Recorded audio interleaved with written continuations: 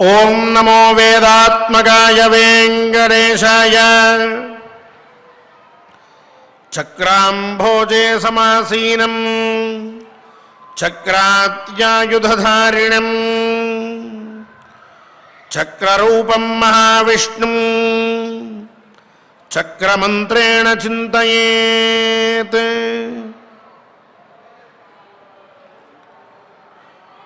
సకల జగత్తుకి కూడా ఆధారభూతుడై అనంతకోటి బ్రహ్మాండ నాయకుడై తిరుమల క్షేత్రంలో అర్చామూర్తి అయి కలవు వెంకటనాయక అని కీర్తింపబడుతూ కలియుగంలో ధర్మార్థకామ మోక్షముల గురించి తపించేటటువంటి భక్తులకి అనగా శిష్టులకి, కామక్రోధాది అరిషడ్వర్గ సమావిష్టులై ఉన్న దుష్టులకి తగిన విధంగా వారి వారి కర్మలను బట్టి వారికి ఫలాన్ని అందిస్తూ అనాథనాథుడై ఈ ప్రపంచాన్ని మొత్తాన్ని కూడా కాపాడుతూ ఉన్నారు శ్రీ వెంకటేశ్వర స్వామివారు. స్వామివారి దివ్యానుగ్రహం ఎవరి మీద ఉంటే అతనే పండితుడు, అతనే యోగ్యుడు, అతనే ధనవంతుడు, అతనే సకల గుణ సంయుక్తుడు. ఆ స్వామివారి దివ్యానుగ్రహం కలిగిన మరుక్షణం అతని జీవనం అన్యాదృశంగా ఉంటుంది. అంతటి వైశిష్ట్యం ఉన్నది స్వామివారి అనుగ్రహంలో. అది సంపాదించడం కోసమని ప్రతినిత్యం మనందరము కూడా ఎన్నో మార్గాల్లో భగవత్ ప్రీతికరములైనటువంటి కార్యములను ఆచరిస్తూ ధార్మికమైనటువంటి జీవనాన్ని కొనసాగిస్తూ ఉన్నాం. అందులో భాగంగా ఈనాడు ప్రతినిత్యము కూడా ఈ సమయంలో మనం శ్రీమన్మహాభారత అంతర్గత అరణ్య పర్వలో నిత్యము కూడా ఒక్కొక్క అధ్యాయాన్ని, అందులో ఉన్నటువంటి కొన్ని శ్లోకములని మనకి ఉన్నటువంటి సమయానికి తగినట్లుగా, అక్కడ ఉన్నటువంటి సందర్భానికి తగినట్లుగా ప్రకరణాన్ని అనుసరించి చక్కగా వ్యాఖ్యానించుకుంటూ ఆ పైన పారాయణం చేసుకుంటూ గోవిందనామ సంకీర్తనం చేస్తూ భగవద్ అనుగ్రహాన్ని ప్రాప్తించుకోవడం కోసం సంపాదించడంకై ప్రయత్నిస్తూ ఉన్నాం. ఆయన అనుగ్రహాన్ని పొందాలి, పరిపూర్ణంగా పొందాలి, పొంది మనందరం కూడా భాగ్యవంతులం అవ్వాలి. అందుకై మనం చేసేటటువంటి ప్రతినిత్య పారాయణకి మనం పరమాత్మని మొట్టమొదటే ప్రార్థిస్తూ ఉన్నాం. ఈనాడు కూడా ఆ భావనతో సంకల్పాన్ని ఆరంభించుకుని స్వామివారిని ప్రార్థిస్తూ చక్కగా పారాయణలోకి ప్రవేశిద్దాం, స్వామివారి అనుగ్రహాన్ని పొందుదాం. ఓం నమో వెంకటేశాయ. విఘ్నేశ్వర ధ్యానం. నమస్తే గణనాథాయ గణానాం పతగే నమః. భక్తి ప్రియాయ దేవేశ భక్తేభ్యః సుఖదాయక. శ్రీనివాస ధ్యానం అనంత వేద సంవేద్యం నిర్దోషం గుణసాగరం అతీంద్రియం నిత్యముక్తం శ్రీనివాసం భజే నిశం. శ్రీకృష్ణ ధ్యానం వందే నవఘనశ్యామం పీతకౌశేయవాససం సానందం సుందరం శుద్ధం శ్రీకృష్ణం ప్రకృతేః పరం. వ్యాసధ్యానం వేదవ్యాసం స్వాత్మరూపం సత్యసంధం పరాయణం శాంతం జితేంద్రియక్రోధం సశిష్యం ప్రణమామ్యహం. అథ సంకల్పః శ్రీమదాదివరాహ క్షేత్రే విరాజమానస్య జగద్రక్షణార్థమవతీర్ణస్య శ్రీమదఖిలాండకోటి బ్రహ్మాండ నాయకస్య श्रीवेङ्कटेश्वरस्वामिनः परिपूर्णानुग्रहेण सर्वेषां भक्तजनानाम् आदिव्याधिनिवृत्तिद्वारा आयुरारोग्यैश्वर्याभिवृद्ध्यर्थम् सर्वारिष्टनिवृत्तिद्वारा सकलश्रेयोभिवृद्ध्यर्थम् धर्मार्थकाममोक्षाख्य चतुर्विधा पुरुषार्थसिद्ध्यर्थम् समस्तपापक्षयार्थम् श्रीपरमेश्वरप्रीत्यर्थम् श्रीमन्महाभारते वनपर्वणि यथाशक्ति व्यशीतितमोऽध्यायान्तर्गता श्लोकपारायणम् आचार्यमुखेन करिष्यामहे। श्रीकृष्णपरब्रह्मणे नमः। नारायणं नमस्कृत्य नरं चैव नरोत्तमं देवीं सरस्वतीं व्यासं ततो जयमुदीरयेत्। प्रतिग्रहादपावृत्तः सन्तुष्टो येन केनचित् अहङ्कारनिवृत्तश्च सतीर्थफलमश्नुते।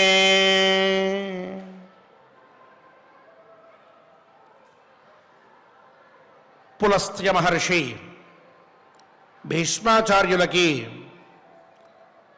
పుణ్యతీర్థములు వాటి యొక్క ప్రభావము తీర్థమాహాత్మ్యము చెప్పబోతూ ముందుగా తీర్థ యాత్రాఫలాన్ని పొందేటటువంటి వాడు ఎటువంటి వాడై ఉండవలెను అనే విషయాన్ని చెప్తూ యస్య హస్తౌ చ పాదౌ చ మనశ్చైవ సుసంయుతం విద్యాతపశ్చ కీర్తిశ్చ సతీర్థ ఫలమశ్నుతే అని 6 గుణములు విద్యా తప తపో కీర్తి హస్తసంయుత పాదసంయుత పాదసంయమ మనస్సంయమములు కలిసి ఉన్నటువంటి వాడు ఎవరైతే ఉన్నారో విద్యా సంయమం తపస్సంయమం కీర్తి సంయమం 3 అలాగే హస్త సంయమం పాద సంయమం మనస్సంయమం అని చెప్పి 3 వీటితో కలిసి ఉన్నటువంటి వాడు తీర్థయాత్రా ఫలాన్ని పొందుతాడు అని చెప్పారు. ఆ తర్వాత ఇక ప్రతిగ్రహాదపావృత్తః సంతుష్టో ఏన కేనచిత్ అహంకార నివృత్తశ్చ సతీర్థ ఫలమశ్నుతే అంటూ ఇంకొక లక్షణాన్ని కూడా చెప్పడం ఆరంభించారు. పూర్వం మనం హస్త సంయమం పాద సంయమం మనస్సంయమం అని చెప్పి 3 చెప్పుకున్నాం. ఈ ప్రతిగ్రహాదపావృత్తః అంటే ప్రతిగ్రహం నుండి అంటే దానాన్ని తీసుకోవడం నుంచి ఎవడైతే దూరం అవుతున్నాడో అటువంటి వాడు అనే అర్థం తెలుస్తూ ఉన్నది ఆ మాటకి. ఆ పైన సంతుష్టో ఏనకేనచిత్ అంటే సంతోషంగా ఉండేటటువంటి వాడు, అహంకార నివృత్తశ్చ అహంకారం లేకుండా ఉండేటటువంటి వాడు, ఇతను కూడా తీర్థఫలాన్ని పొందుతున్నాడు అని చెప్పారు. ఇక్కడే ప్రతిగ్రహ అపావృత్త అనేటటువంటి మాటకి ప్రతిగ్రహాదిత్యాది త్రితయం అపావృత్త నివృత్త అని చెప్పారు.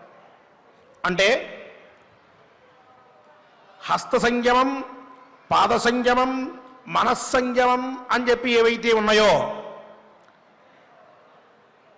ఈ 3టితో కలిసి ఉన్నటువంటి వాడు, అలాగే సంతోషంగా జీవనాన్ని కొనసాగించేటటువంటి వాడు. ఇది చాలా ముఖ్యమైనటువంటి మాట.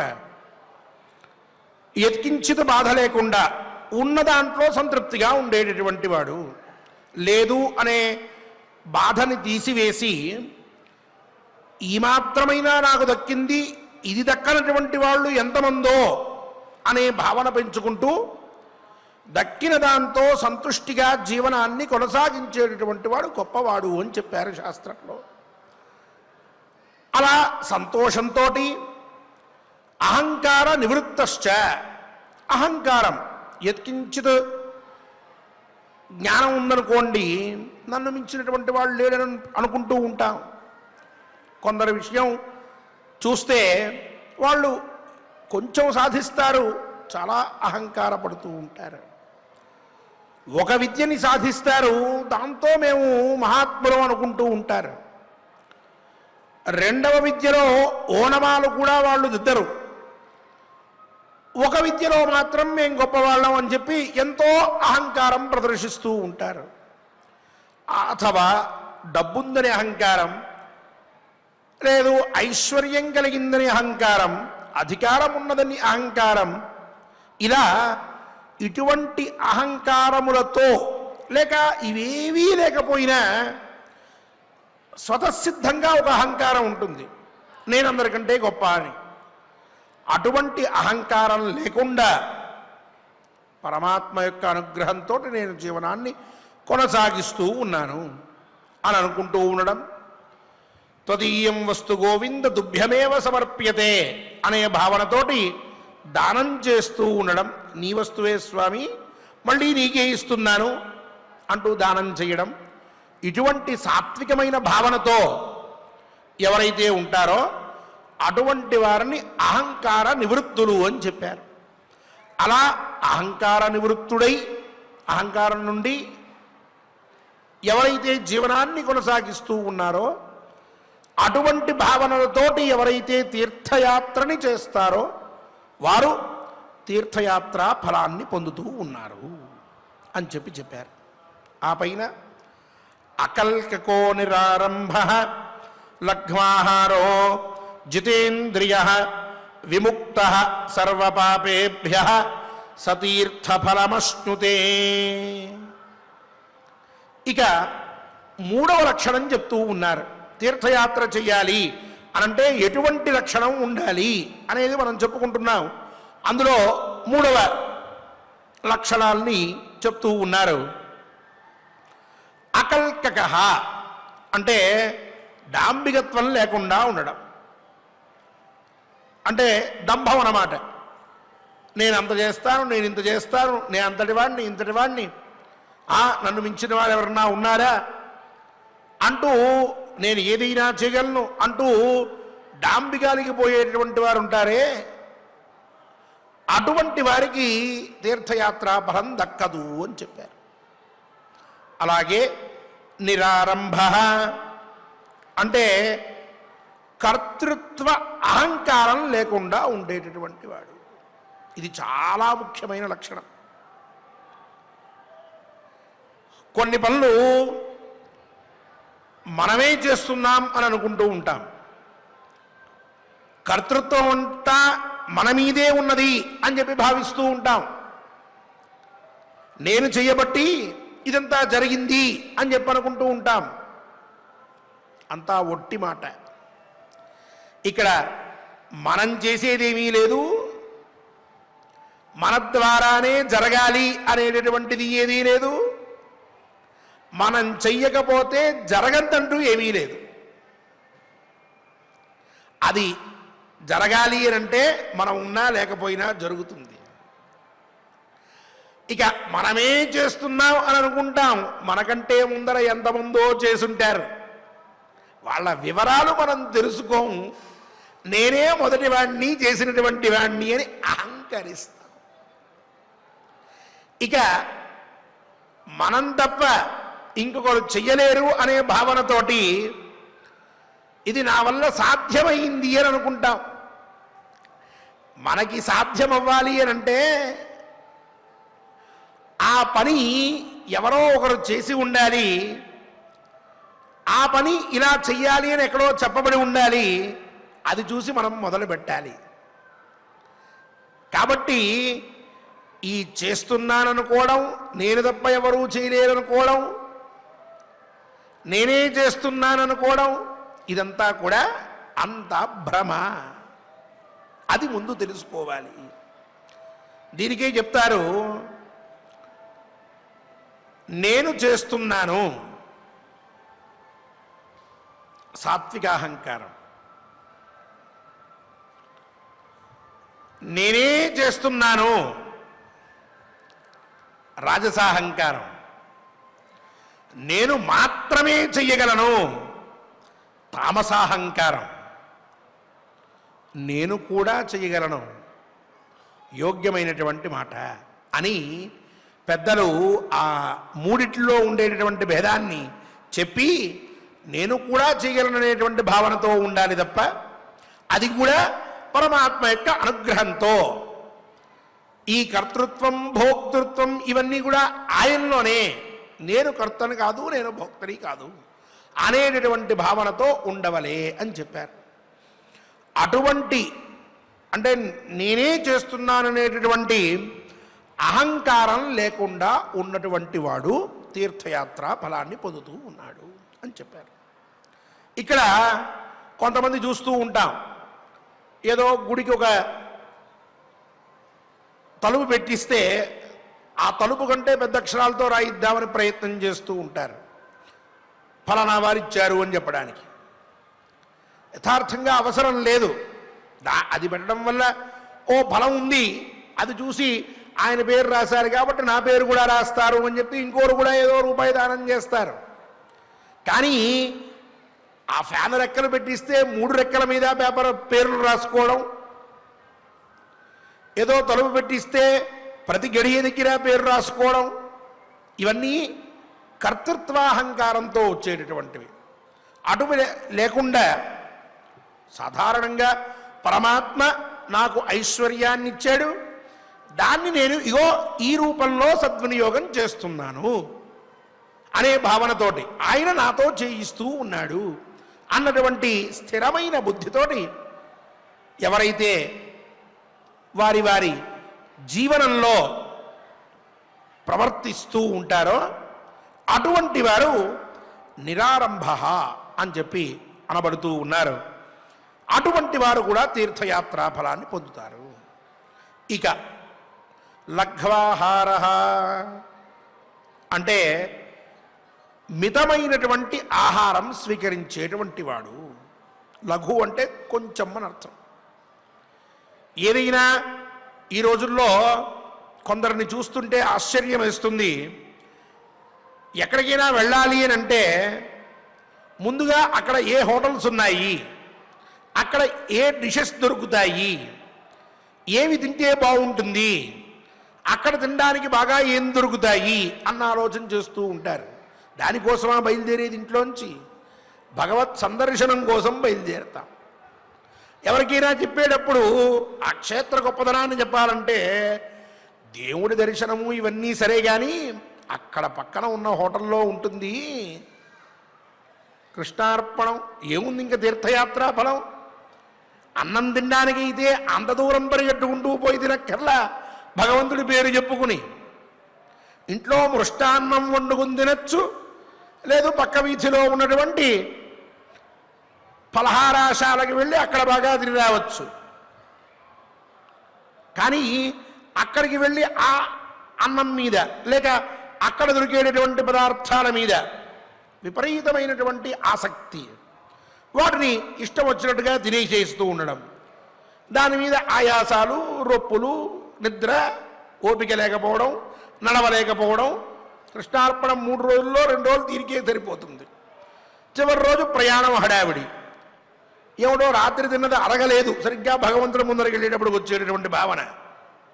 కావున ఇటువంటి భావనతోటి తీర్థయాత్రని చేయడం అనేది కుదరదు, అలా చేయకూడదు. మితాహార లఘ్వాహార, కొంచెంగా ఇక నీరసం వచ్చి పడిపోవడానికి అవకాశం లేనటువంటి తిండి ఏదైతే ఉందో అంత తిండిని మాత్రమే తింటూ తీర్థయాత్రలు చెయ్యవలే.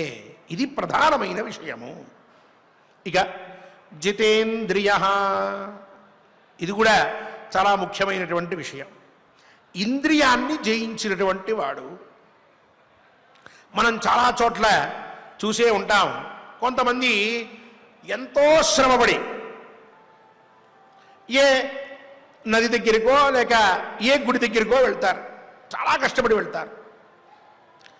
అక్కడికి వెళ్ళిన తర్వాత భగవంతుడి సందర్శనం చేసుకుందాం అనుకుంటారు, బయలుదేరుతారు. అక్కడికి వెళ్ళేటప్పుడు ఏదో పక్కన ఒక చిన్న దుకాణం కనిపిస్తే అక్కడికి వెళ్ళి వాడితో బేరం మొదలు పెడతారు. ఆయన అమ్మేటువంటి ఆయన ఇగో ఇన్ని రూపాయలు అంటాడు, ఈయన ఏదో బేరం ఆడతాడు, కుదరలా. అది మెల్లిగా ఇవ్వడానికి ఏమిటి నష్టం అని మొదలెడతాడు. అతను ఏదో సమాధానం చెప్తాడు, ఆవేశం వచ్చేస్తుంది, అరిచేస్తాడు. ఇక నువ్వు తప్పితే ఇంకెవరు దిక్కులేరా అంటాడు. ఇంకేవో నానా మాటలు. అక్కడ ఉన్నటువంటి ప్రశాంతతంతా చిన్నాభిన్నమైపోయింది. అప్పుడు బయలుదేరి భగవంతుడి దగ్గరికి వెళ్తాడు. ఏం ప్రసన్నత ఉన్నది నీలో? ఈ గొడవ పెట్టుకోవడానికా ఇన్ని వందల కిలోమీటర్లు ప్రయాణం చేసి అక్కడికి వెళ్ళింది? లేదు, అక్కడ ఉన్నటువంటి ఇంకో వ్యక్తితో ఏ హోటల్ తీసుకున్నాడో వాళ్ళతో, లేక ఆ నది దగ్గర స్నానం చేస్తూ ఉన్నప్పుడు పక్కన ఎవరన్నా వచ్చి నుంచుంటే వాళ్ళతో, లేక అక్కడ తీసుకెళ్ళేటువంటి ఆటో వాళ్ళతో, ఎవరితో ఒకరితోటి ఓ గొడవో ఇంకోటో ఇలా కోపాన్ని ప్రదర్శించడమో, లేక అక్కడికి వెళ్ళిన తర్వాత లోభాన్ని ప్రదర్శించడమో, అక్కడికి వెళ్ళిన తర్వాత నేను ఇంతటి వాడిని, నేను సరాసరి వెళ్ళాలి, నేను వెయిట్ చేయను అంటూ అనుకోవడమో, అంటే ప్రతీక్ష చేయడం కూడా కష్టమైపోతుంది. ఇలా ఇటువంటి భావాలతోటి భగవంతుడి దగ్గరికి వెళ్తే ఇంకా ఆ భగవత్ తత్వం ఏం అర్థమైనట్లు, ఎందుకోసం అంత కష్టపడి భగవంతుడి దర్శనం చేసుకోవాలనో లేక ఆ పుణ్యతీర్థంలో స్నానం చేయాలనో ప్రయత్నం చేసినట్లు. కావున ఒక దగ్గరికి వెళ్ళినప్పుడు జితేంద్రియుడై నిత్యము అలాగే ఉండాలి. విశిష్య దీనివల్ల మహాద్భుతమైనటువంటి ఫలితం వస్తోంది కాబట్టి ఇంద్రియాల్ని జయించి కోపతాపాలని అణగదొక్కుని జాగ్రత్తగా భగవంతుడి యొక్క నామస్మరణ చేస్తూ, లేక ఏ పుణ్యనది సమీపానికైతే వెళ్ళామో ఆ పుణ్యనది నామస్మరణ చేస్తూ చక్కగా ఆ భగవంతుడి యొక్క దర్శనం, పుణ్య స్నానం ఆచరించడం, అలాగే పితృదేవత సమర్చనం, ఇవన్నీ కూడా ప్రశాంతమైన భావనతోటి, ప్రశాంతమైన మనస్తత్వంతో, చక్కటి ఆహ్లాదకరమైన వాతావరణంలో అతను చేసుకుని వస్తే ఎంత పాజిటివ్ థింకింగ్ పెరుగుతుంది మనిషిలో, ఎంత మనశ్శాంతి లభిస్తుంది, ఎంత స్వచ్ఛమైనటువంటి భావం కలుగుతుంది, ఎంత సాత్వికమైనటువంటి భావాలు కలుగుతాయి. అది అనుభవించాలి. అలా సాధన చేస్తూ ప్రయత్నం చేస్తూ వెళ్ళాలి. అది తప్పక తీర్థయాత్రలు చేసేటటువంటి వారిలో ఉండవలసినటువంటి గుణము అని చెప్పి తెలియజేస్తూ ఉన్నారు. ఇక ఆ పైన విముక్త సర్వతీర్థేభ్య సర్వపాపేభ్య సతీర్థ ఫలమశ్నుతే. ఈ లక్షణాలు అంటే దాంభికత్వం లేకపోవడం, కర్తృత్వ అహంకారం లేకపోవడం, మితాహారంతో ఉంటూ ఉండడం, అలాగే జితేంద్రియత్వం ఇంద్రియాల్ని జయించడం అనే లక్షణాలతోటి ఎవరైతే తీర్థయాత్రల్ని ఆచరిస్తారో అటువంటి వారికి తీర్థయాత్రా ఫలం తప్పక ప్రాప్తిస్తుంది. తీర్థయాత్రా ఫలాన్ని అతను పరిపూర్ణంగా పొందగలుగుతూ ఉన్నాడు. ఎలా? విముక్త సర్వపాపేభ్య అంటే అన్ని పాపముల నుండి నివృత్తుడై, అతన్ని పాపం ప్రత్యేకంగా వచ్చి పట్టుకోవడానికి అవకాశం లేదు. అందుకని విముక్త సర్వపాపేభ్య అన్నారు. ఇన్ని మంచి గుణములు ఉంటే ఇక పాపం చెయ్యాలి అనేటటువంటి బుద్ధి ఎక్కడి నుంచి వస్తోంది? కాబట్టి కొత్త పాపం అనేటటువంటిది అతని దగ్గరికి ఏమీ రాదు. ఆ పాపాల నుంచి ముక్తుడయ్యాడు కొత్త వాటి నుంచి. ఈ గుణములు ఉండడం వల్ల అవి చేయకపోవడం వలన పాతవేవైతే ఉన్నాయో ఆ పాపముల నుండి ఈ గుణములతో కలిసి వెళ్ళి నదీ స్నానం చేస్తే, భగవద్ దర్శనం చేస్తే ఆ పుణ్యవశం చేత పూర్వ పాపములన్నీ కూడా పోతున్నాయి. అతను తీర్థఫలాన్ని పొందుతున్నాడు అని చెప్పారు. అలా చెప్పి ఇక 4వ లక్షణ కోటిలో చెప్తూ అక్రోధనశ్చ రాజేంద్ర సత్యశీలో దృఢవ్రత ఆత్మోపమశ్చ భూతేషు సతీర్థఫలమశ్నుతే అన్నారు. అనగా అక్రోధన, ఇది పూర్వం చెప్పుకున్నాం, క్రోధం లేకుండా ఉన్నటువంటి వాడు, చీటికి మాటికి కోపం పడకుండా ఉన్నటువంటి వాడు. ఇంకో ఉదాహరణ చెప్పుకోవాలి అంటే, కొంతమంది పుణ్యతీర్థాలకు వచ్చి అక్కడ భార్య భర్తతోనో భర్త భార్యతోనో గొడవ పడుతూ ఉంటారు. ఇంట్లో చేసింది సరిపోలా, పుణ్యతీర్థానికి వచ్చి మళ్ళీ చెయ్యాలా? ఇక్కడికి వచ్చిన తర్వాత ఏదో గొడవ మొదలవుతుంది. ఆ అరుపులు, కేకలు, ఆ మాటలు, వాటి వల్ల పుణ్యము రాదు, పాపము కలుగుతోంది, మనశ్శాంతి కోల్పోతూ ఉంటారు. అందువల్ల క్రోధం అనేటటువంటిది తప్పక విడిచిపెట్టదగినటువంటిది. అక్రోధనశ్చ అని ఆ పైన సత్యశీలో దృఢవ్రత. సత్యశీల అంటే నిత్యము కూడా సత్యమే మాట్లాడేటటువంటి గుణం కలిగినటువంటి వాడై, నిజంగా ఇగో ఇది జరిగింది అంటూ ఆ నిజమైనటువంటి మాటని మాట్లాడుతూ ఉన్నటువంటి వాడు. అలాగే దృఢవ్రత, ఏదైతే నియమాన్ని తీసుకున్నారో ఆ నియమాన్ని తప్పక పాటించేటటువంటి వారిగా ఉండాలి. నేను ఫలానా దగ్గరికి వెళ్తాను, 3 రోజులు అక్కడ నిద్ర చేస్తాను, మధ్యలో ఇగో ఈరోజు ఉపవాసం ఉంటాను అని ఓ సంకల్పం చేసుకుని అక్కడికి వెళ్ళి ఒక్కరోజు ఉండి నాకెందుకో ఇక్కడ ఉన్న బుద్ధి కావట్లేదు అని చెప్పి వెంటనే తిరిగి వచ్చేసేస్తే అది దృఢవ్రత అనేటటువంటి మాటకి సమానమైనటువంటి వాడిగా ఉండడవాడు.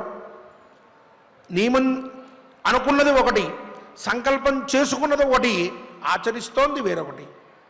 కావున ఏ సంకల్పం చేసుకున్నామో, ఎక్కడికి వెళ్దామనుకున్నామో, అక్కడికి వెళ్ళిన తర్వాత ఏం చెయ్యాలనుకున్నామో, అలా చేద్దామనుకుంటున్నప్పుడు ఏ ఏ పనులు చేయాల్సి ఉందో వాటన్నిటినీ కూడా కష్టమైన ఓర్చుకుని చక్కగా ఆచరించినటువంటి వాడు దృఢవ్రత అని అనబడుతూ ఉన్నారు.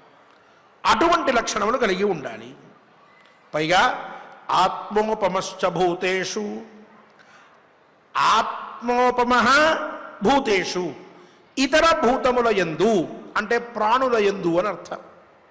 వాటి యందు ఆత్మోపమః అంటే తనని చూసుకునేటటువంటి వాడు. తనకి ఒక బాధ కలిగితే, కష్టం వచ్చినప్పుడు ఒక బాధ కలిగితే ఎంత దుఃఖాన్ని తను అనుభవిస్తున్నాడో అలాగే ఇతర ప్రాణి, అది ఏదైనా కావచ్చు, దానికి కష్టం కలిగితే అది కూడా అట్లానే బాధను అనుభవిస్తుంది అని దానికి కూడా అపకారం చేయకుండా ఇతర ప్రాణుల యందు సమభావనతో ఉన్నటువంటి వాడై తనని తను ఎలా చూసుకుంటాడో ఇతర ప్రాణులను కూడా అలా చూసుకునేటటువంటి స్వభావం కలిగి ఉన్నటువంటి వాడై ఉండాలి.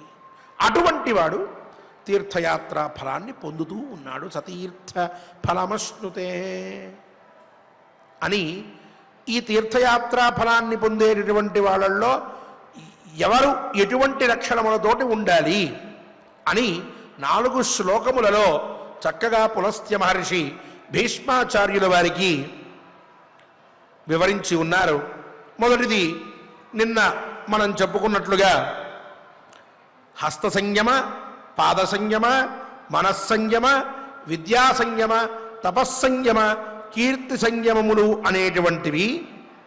అలాగే ఈ హస్త సంయమ, పాద సంయమ, మనస్సంయమములతో పాటుగా ఉన్నదాంతో తృప్తిగా ఉండేటటువంటి వ్యక్తి, అహంకారం నుంచి నివృత్తులైనటువంటి వాడు, ఏ విషయంలోనూ అహంకార బుద్ధి పెట్టుకోనటువంటి వాడు, అలాగే దాంభికత్వాన్ని ప్రదర్శించినటువంటి వాడు, నేనే చేస్తున్నాను అనేటటువంటి అహంకారం లేకుండా, కర్తృత్వాహంకారం అది లేకుండా ఉన్నటువంటి వాడు, లఘ్వాహారుడు, కొంచెమే అన్నాన్ని స్వీకరించేటటువంటి వాడు, ఆహార నియమాన్ని పాటించేవాడు, ఇంద్రియముల్ని జయించినటువంటి వాడు, క్రోధం లేకుండా ఉన్నటువంటి వాడు, నిజమే మాట్లాడేటటువంటి వాడు, సత్యనిష్ట, అలాగే చేసుకున్న సంకల్పాన్ని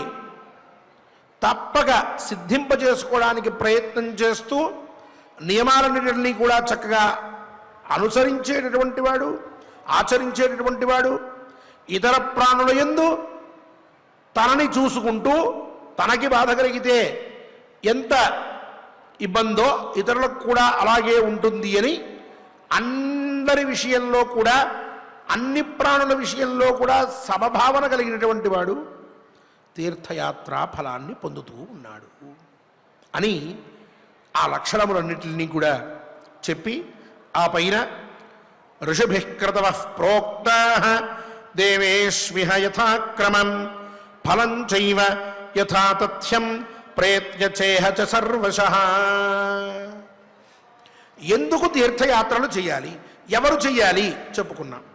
ఎందుకు చెయ్యాలి పూర్వం మనం చెప్పుకున్నాం. ఉపోద్ఘాతంలో సవివరంగా పులస్త్య మహర్షి కూడా చెప్తూ ఉన్నారు.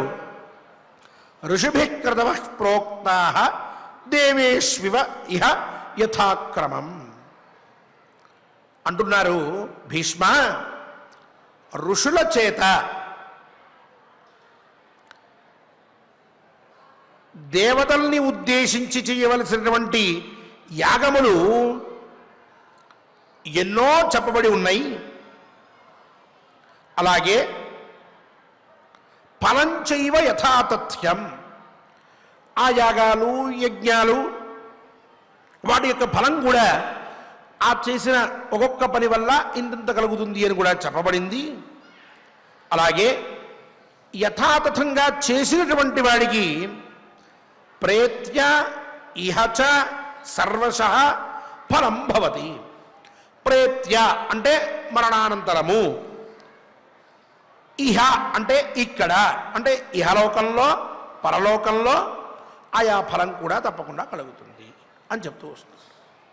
అంటే ఋషుల చేత చెప్పబడ్డమని అంటే అర్థం ఏమిటి అని అంటే, ఇక్కడ మహాత్ములైనటువంటి మహర్షులు వేదమునందు ఉన్నటువంటి యజ్ఞములకి ప్రక్రియని తమ తమ సూత్రముల యందు, శ్రౌత సూత్రములు, గృహ్య సూత్రములు అంటూ వారు కొన్ని సూత్రములను రచిస్తూ ఆ యజ్ఞ విధానాన్ని మొత్తాన్ని కూడా ఇక్కడ స్పష్టంగా తెలియజెప్పారు. ఇగో ఇతను ఈ విధంగా చేయాలి, ఇతను ఈ విధంగా చేయాలి, ఈ యజ్ఞం ఈ విధంగా చేయాలి అని చెప్తూ వచ్చారు. పైగా ఒక్కొక్క దేవతని ఉద్దేశించి చెప్తూ వచ్చారు. దేవతోద్దేశేన ద్రవ్యత్యాగ యజ్ఞ అని చెప్పినట్లుగా దేవతని ఉద్దేశించి ఇంద్రాయ స్వాహ అని కొంత అన్నం వేశామనుకోండి, ఇంద్రుడి కొరకు ఆ అన్నాన్ని ఇచ్చినట్లుగా అవుతోంది. ఇలా ఆయా దేవతల్ని ఉద్దేశించి చేసేటటువంటి పనులు ఏవైతే ఉన్నాయో ద్రవ్యత్యాగములు, అవి యజ్ఞములు అని చెప్పబడుతూ ఉన్నాయి. అటువంటి యజ్ఞాలు యాగాలు ఎన్నో ఋషుల చేత చక్కగా చెప్పబడ్డాయి. ఇక వీటిని ఆచరిస్తే వచ్చేటటువంటి ఫలితం ఏమిటి, అథవా ఏ ఫలితాన్ని ఉద్దేశించి ఇవి ఆచరించాలి స్పష్టంగా చెప్పబడ్డాయి. ఒక ఫలితం కావాలంటే ఇలా, ఇగో ఈ ఫలితం కావాలంటే ఇట్లా అంటూ, గృహం కావాలి ఇగో ఈ పని చెయ్యి, లేదు విద్య కావాలి ఈ పని చెయ్యి, ఇగో అధికారం కావాలి ఇగో ఈ పని చెయ్యి అంటూ చక్కగా యజ్ఞయాగాదులన్నీ కూడా ఋషుల చేత చాలా స్పష్టంగా చెప్పబడ్డాయి. వాళ్ళు చెప్పిన విధానంగా ఎవరైతే ఆచరిస్తారో వారికి ఇగో ఈ ఫలం కలుగుతుంది అని కూడా తప్పక చెప్పబడింది. సంప్రదాయంలో తప్పక సంశయం లేకుండా ఆ కర్మ చేసినటువంటి వారికి ఆ ఫలం కూడా సంప్రాప్తం అవుతూ ఉన్నది. అయితే అంటున్నారు, ఇలా చెప్పిన తర్వాత ఇలా ఇన్ని యజ్ఞాలు యాగాలు ఉన్నప్పటికీ నాయనా నతే శక్యా దరిద్రేణ యజ్ఞా ప్రాప్తుం మహీపతే బహూపకరణా యజ్ఞా నానా సంభార విస్తరా ప్రాప్యంతే పార్థివైరేతే సమృద్ధైర్వా నరైః క్వచిత్ నార్థన్యూనైర్నావగణైః ఏకాత్మభిరసాధనైః. ఈ కొన్ని వందల వేల యజ్ఞములు ఏవైతే చెప్పబడ్డాయో ఆ యజ్ఞములు దరిద్రేణ కర్తుం ప్రాప్తుం వా న శక్యాః అంటున్నారు భీష్మ. ధనము లేనటువంటి వాడి చేత, ఎవరైతే దారిద్ర్యంతో పీడింపబడుతూ ఉంటారో అటువంటి వారి చేత ఈ యజ్ఞాలు చేయడం అనేటటువంటిది కుదరదు. ఎందుకు అంటే బహూపకరణా యజ్ఞా నానా సంభార విస్తరా. బహు ఉపకరణా అంటే ఎన్నో సాధనాలు కావాలి యజ్ఞాలు చేయాలి అని అంటే. పైగా ఎన్నో సంభారాలు కావాలి. 100 కేజీల నెయ్యి కావాలనుకోండి, సామాన్యమైన మాట.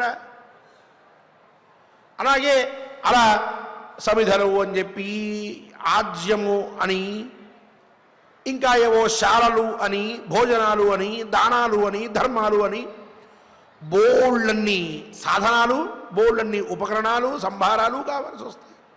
ఇవి డబ్బు లేని వాడి వల్ల ఎలా కుదురుతుంది? ఇవన్నీ సంపాదించి తద్వారా ఇవ్వడం అనేది కుదరదు. అలాగే ప్రాప్యంతే పార్థివైరేతే, రాజులు ఎవరైతే ఉంటారో వారు సమర్థులు, కాస్త ఐశ్వర్యం ఉన్నటువంటి వాళ్ళు మాత్రమే యజ్ఞాల్ని ఆచరించగలరు. సామాన్యుడు యజ్ఞముల్ని ఆచరించలేడు, అతని వల్ల కాదు. బహు కష్టసాధ్యములైనటువంటివి, బహ్వాయాససాధ్యములైనటువంటివి ఆ యజ్ఞములు. అటువంటి యజ్ఞాల్ని డబ్బు లేకుండా చేయడం అనేది అసంభవమైన విషయం. రాజులు ఐశ్వర్యవంతులు మాత్రమే. అలాగే ఒంటరిగా ఉన్నటువంటి వారు, అలాగే అసహాయులు, ఎవరు సహాయం చేయకపోతే, సహాయం చేసేటటువంటి మనుష్యులు పక్కన లేకపోతే అసహాయులు అంటాం వారిని. అటువంటి వారు, ఇక నిర్ధనులు, డబ్బు లేనటువంటి వాళ్ళు, సాధన సామగ్రి లేనటువంటి వారు. సాధన సామగ్రి అని అంటే ఇందాక అనుకున్నట్టుగా ఈ నెయ్యి ఇత్యాదులు తెచ్చుకోలేనటువంటి వారు, లేదు భార్య లేనటువంటి వారు. ఎందుకనంటే పాణిగ్రహణాది గృహమేధినోర్వ్రతం అంటూ ధర్మశాస్త్రంలో వివాహం అయిన తర్వాతే ఈ యజ్ఞములు ఇవన్నీ కూడా ప్రాప్తిస్తాయి. వీటిల్లో అన్నిటిలోనూ కూడా అతనికి అధికారం కలిగింది. భార్యాభర్తలిద్దరూ కలిసి ఆ యజ్ఞాలు చెయ్యాలి అని చెప్పారు. ఇప్పుడు భార్య లేదనుకోండి ఒక ఆయనకి, ఆయన కూర్చుని ఎలా యజ్ఞం చేయగలడు? ఇట్లా భార్య లేకపోవడం, అసలు వివాహమే కాకపోవడం, ఇటువంటి వాటి వల్ల కూడా యజ్ఞాలు ఆచరించలేనటువంటి వారు, ఇలా ఒంటరి వారు, సాధన సామగ్రి లేనటువంటి వారు, అసహాయులు, ధనం లేనటువంటి వారు, వీళ్ళు ఆ యజ్ఞాలు యాగాలు అవన్నీ చేయగలరా? అవన్నీ చేసేటువంటి శక్తి ఉందా? అంత అవకాశం ఉన్నదా?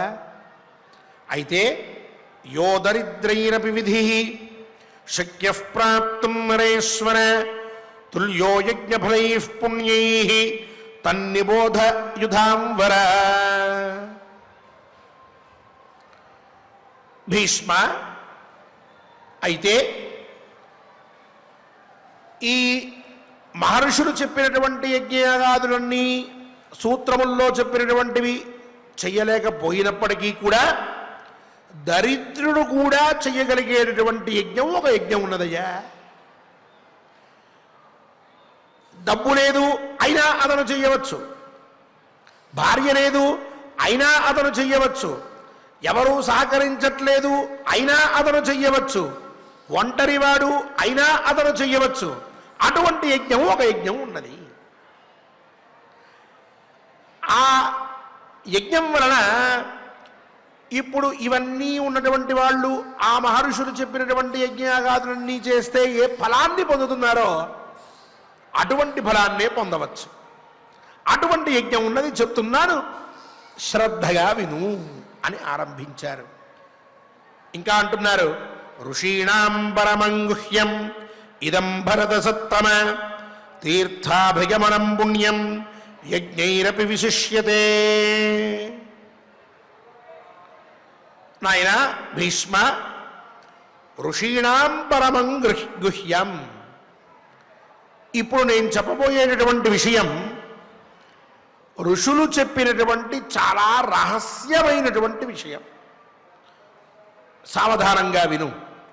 తీర్థాభిగమనం పుణ్యం.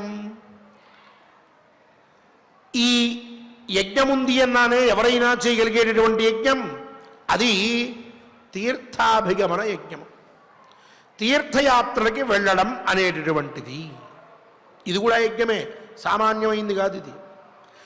ఈ యజ్ఞాన్ని ఆచరించినట్లయితే పూర్వపు యజ్ఞముల కంటే కూడా, అంటే సూత్రకారులు మహర్షులు చెప్పిన యజ్ఞముల కంటే కూడా ఎక్కువ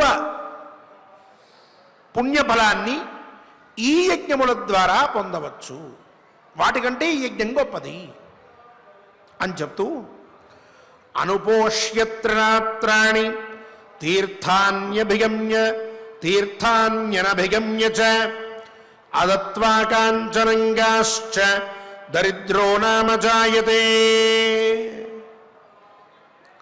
చెప్తూ ఉన్నారు, తీర్థయాత్ర చెయ్యాలి అనంటే దాని విధానం ఏమిటి చెప్తూ, ఈ యజ్ఞం తీర్థయాత్ర రూపమైనటువంటి యజ్ఞం ఏదైతే ఉన్నదో అది చేయడానికి ముందో నియమం ఉన్నది.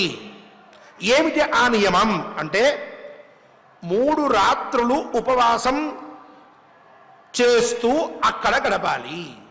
విశిష్టమైన తీర్థక్షేత్రానికి వెళ్తున్నారనుకోండి, అటువంటి సమయంలో ఇతను అక్కడ 3 రాత్రుల పాటు ఉపవాసం చేస్తూ గడపాలి. అలాగే ఇక సువర్ణదానం అనేటటువంటిది ఒకటి చెయ్యాలి. ఇక గోదానం అనేటటువంటిది ఒకటి చెయ్యాలి. ఈ 3 చేయకపోతే, అంటే 3 రాత్రులు అక్కడ ఉపవాసం లేకపోయినా, అలాగే సువర్ణాన్ని గోవులని దానం చేయకపోయినా, తీర్థాన్యనభిగమ్యచ, అసలు తీర్థక్షేత్రాలకే ఎప్పుడూ వెళ్ళకపోయినా, దరిద్రో జాయతే, దరిద్రుడై వాడు పుడుతూ ఉన్నాడు. కాబట్టి జీవనంలో ఒకసారైనా సరే తనకి అధికారం ఉంటే, పూర్వం మనం చెప్పుకున్నట్లుగా తీర్థయాత్ర చేయాలి, 3 రాత్రులు ఉపవాసం ఉండాలి, బంగారం దానం చేయమన్నారు, శక్తి లేదు, తత్ప్రత్యామ్నాయం యత్కించిత్, హిరణ్యాన్నైనా సరే ద్రవ్యాన్నైనా దానం చేయాలి. అలాగే ఇక ఆ పైన గోదానం చెయ్యాలి అన్నారు. ఈ రోజుల్లో మనం ఆవును కొనగలిగే స్థితిలో లేము. అప్పుడు యత్కించిత్ తత్ప్రత్యామ్నాయంగా కొంత దక్షిణనైనా దానం చేయాలి. ఇట్లా దానం చేస్తూ ఉన్నట్లయితే, అలాగే అక్కడ తీర్థక్షేత్రంలో నియమంగా ఉన్నట్లయితే అతను దరిద్రుడై పుట్టడు. ఇంతేనా ఫలం? కాదు కాదు, ఇంకా ఉన్నది ఏం చెప్తున్నారు ఆయన. ఏమిటి అంటే, అగ్నిష్టోమాదిభిర్యజ్ఞై ఇష్ట్వా విపురదక్షిణై న తత్ఫలమవాప్నోతి తీర్థాభిగమనేన యత్. చక్కగా అగ్నిష్టోమం, అతిరాత్రం, ఉక్త్య, షోడశి, వాజపేయం, పౌండరీకం, అశ్వమేధం అంటూ పెద్ద పెద్ద యజ్ఞాలు ఉన్నాయి. ఆ యజ్ఞాల్లో విశేషమైనటువంటి దక్షిణలు ఇచ్చి అందరికీ నమస్కారం చేసుకుంటే ఎంతో పుణ్యము అని చెప్పారు.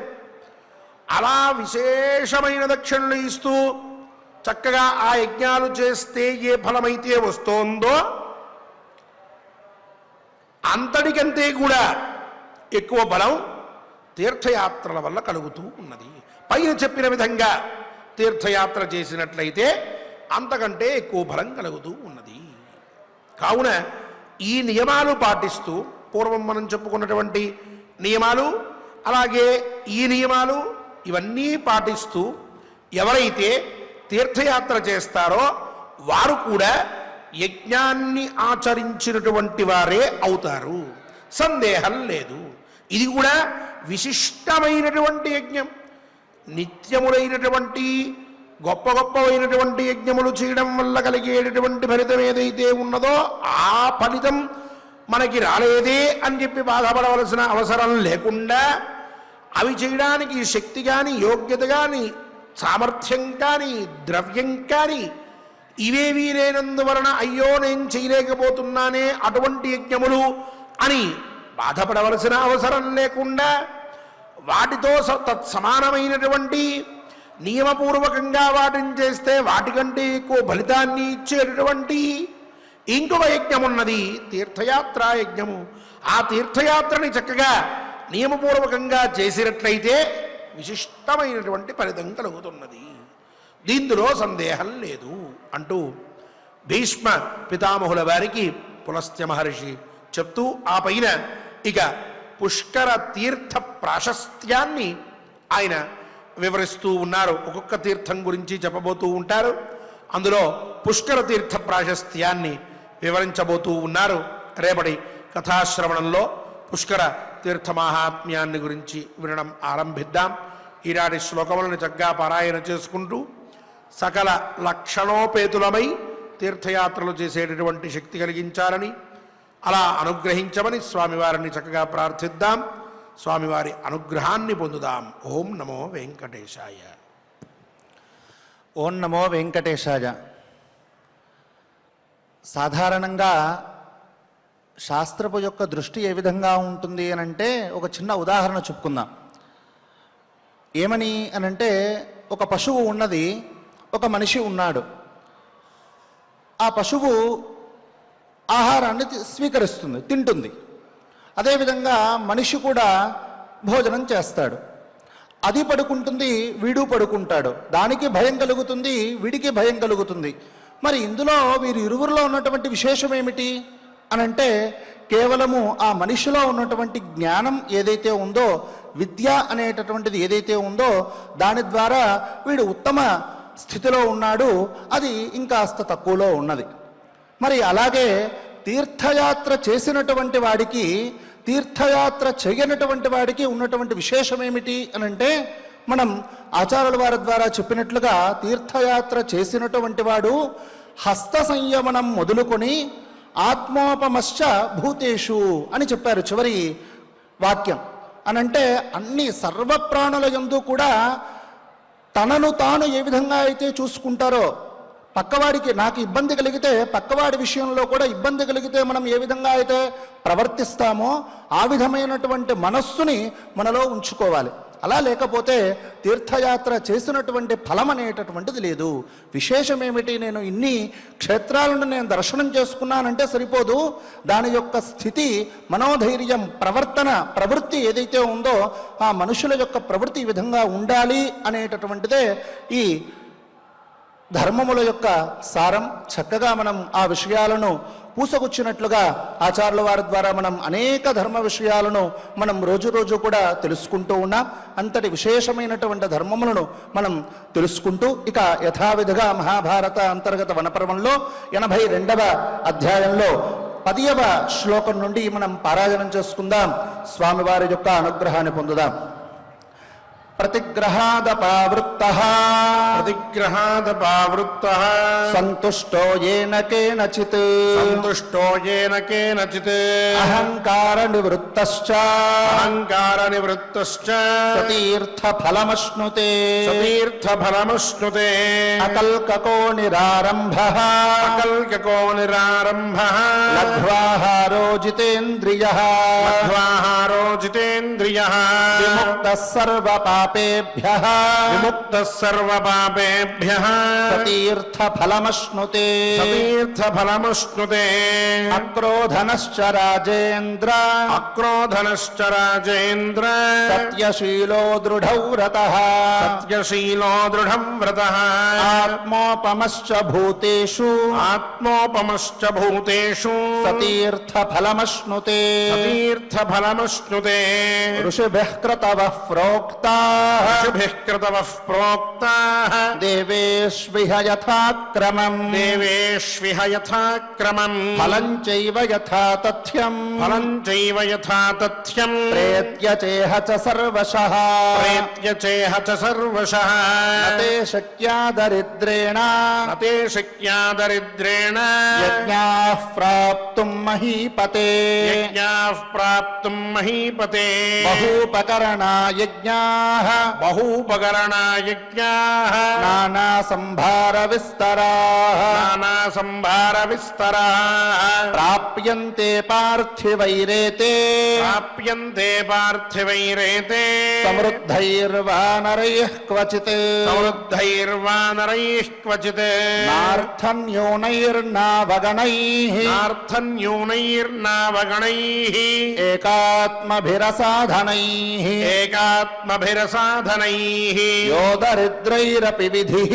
यो दरिद्रैरपि विधिः शक्यः प्राप्तुम् नरेश्वर शक्यः प्राप्तुम् नरेश्वर तुल्यो यज्ञफलैः पुण्यैः तुल्यो यज्ञफलैः पुण्यैः तन्निबोधयुधाम् वर तन्निबोधयुधाम् वर ऋषीणाम् परमम् गुह्यम् ऋषीणाम् परमम् गुह्यम् इदम् भरतसत्तमा इदम् भरतसत्तमा तीर्थाभिगमनम् पुण्यम् तीर्थाभिगमनम् पुण्यम् यज्ञैरपि विशिष्यते यज्ञैरपि विशिष्यते अनुपोष्य त्रिरात्राणि अनुपोष्य त्रिरात्राणि तीर्थान्यनभिगम्य च तीर्थान्यनभिगम्य च अदत्त्वा काञ्चनङ्गाश्च अदत्त्वा काञ्चनङ्गाश्च दरिद्रो नाम जायते दरिद्रो नाम जायते अग्निष्टोमादिभिर्यज्ञैः अग्निष्टोमादिभिर्यज्ञैः इष्ट्वा विपुलदक्षिणैः इष्ट्वा विपुलदक्षिणैः न तत्फलमवाप्नोति न तत्फलमवाप्नोति तीर्थाभिगमनेन यत् तीर्थाभिगमनेन यत् ఓం నమో వెంకటేశాయ. గోవిందనామ సంకీర్తనాన్ని చక్కగా శ్రీ అన్నమాచార్య ప్రాజెక్ట్ కళాకారులతో కలిసి చేసుకుందాం. శ్రీనివాస పరమాత్మ యొక్క అనుగ్రహాన్ని పొందుదాం.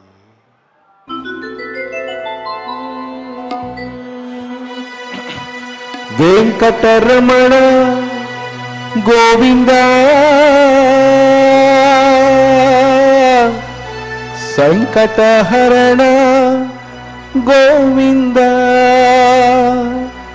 గోవింద హరి గోవింద వెంకటరమణ గోవింద శ్రీనివాస శ్రీ వెంకటేశ భక్త వత్సల భాగవత ప్రియ నిత్య నిర్మల నీలమేఘ శ్యామ పురాణ పురుష పుండరీకాక్ష నందనందన అవనీత చోర పశుపాలక శ్రీ పాప విమోచన దుష్ట సంహార దురిత నివారణ శిష్ట పరిపాలక కష్ట నివారణ గోవింద హరి గోవింద గోకుల నందన గోవింద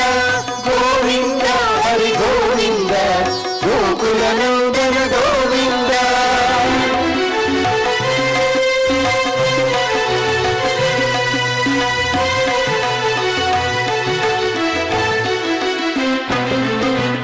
వజ్రమకుటధర గోవింద వరాహమూర్తి గోవింద గోపీ జనలోల గోవింద గోవర్ధనోద్ధార గోవింద దశరథనందన గోవింద దశముఖమర్దన గోవింద పక్షివాహన గోవింద పాండవ ప్రియ గోవింద మత్స్యకూర్మ గోవింద మధుసూదన హరి గోవింద వరాహ నరసింహ గోవింద వామన భృగురామ గోవింద బలరామానుజ గోవింద బౌద్ధ కల్కిధర గోవింద వేణుగాన ప్రియ గోవింద వెంకటరమణ గోవింద గోవింద హరి గోవింద గోకుల నందన గోవింద గోవింద హరి గోవింద గోకుల నందన గోవింద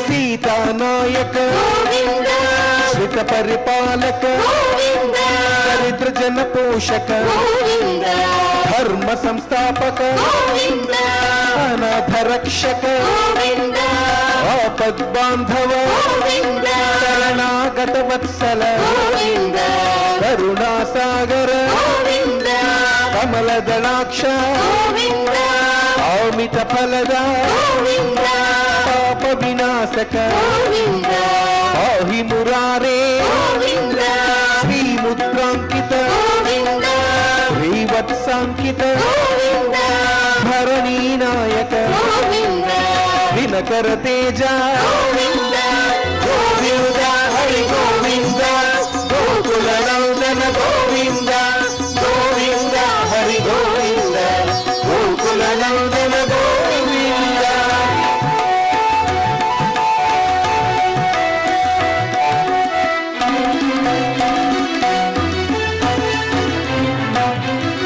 పద్మావతి ప్రియ గోవింద ప్రసన్నమూర్తి గోవింద అభయహస్త గోవింద అక్షయ వరద గోవింద శంఖ చక్రధర గోవింద సాంగ గదాధర గోవింద విరజాతిరస్థ గోవింద విరోధి మర్దన గోవింద బాలగ్రామధర గోవింద సహస్రనామ గోవింద లక్ష్మీ వల్లభ గోవింద లక్ష్మణాగ్రజ గోవింద కస్తూరి తిలక గోవింద కాంచనాంబరధర గోవింద గరుడ వాహన గోవింద గజరాజ రక్షక గోవింద గోవింద హరి గోవింద గోకుల నందన గోవింద గోవింద హరి గోవింద గోకుల నందన గోవింద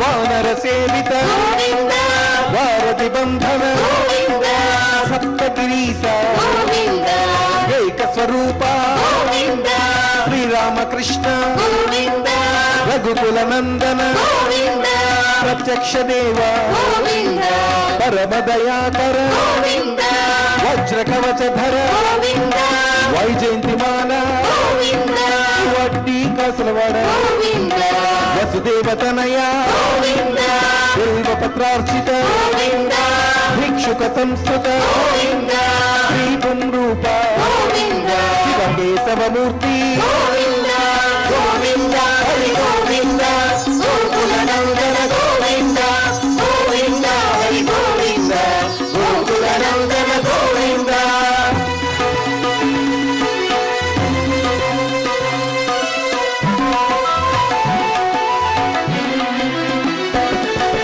బ్రహ్మాండ రూప గోవింద భక్త రక్షక గోవింద నిత్య కళ్యాణ గోవింద వీరజనాభ గోవింద అతిరామ ప్రియ గోవింద హరి సర్వోత్తమ గోవింద జనార్దన మూర్తి గోవింద జగత్ సాక్షి రూప గోవింద అభిషేక ప్రియ గోవింద పాప నివారణ గోవింద రక్త కిరీట గోవింద రామానుజనుత గోవింద స్వయం ప్రకాశ గోవింద ఆశ్రిత పక్ష గోవింద నిత్య శుభప్రద గోవింద నిఖిల లోకేశ గోవింద గోవింద హరి గోవింద గోకులనందన గోవింద గోవింద హరి గోవింద గోకులనందన గోవింద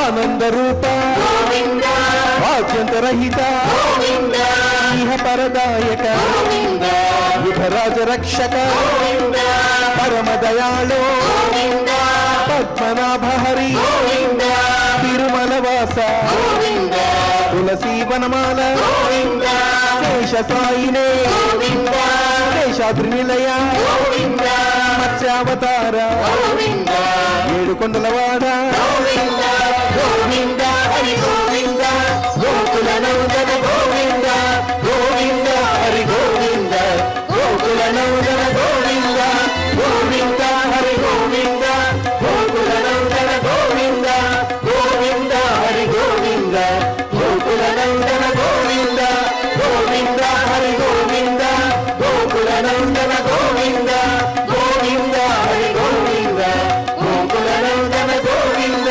గోవింద హరి గోవింద గోకులనందన ఏడుకొండలవాడ వెంకటరమణ గోవింద గోవింద ఆపద మొక్కలవాడ అనాథ రక్షక గోవింద గోవింద శ్రీ శ్రీనివాస శ్రీ వెంకటేశ గోవింద గోవింద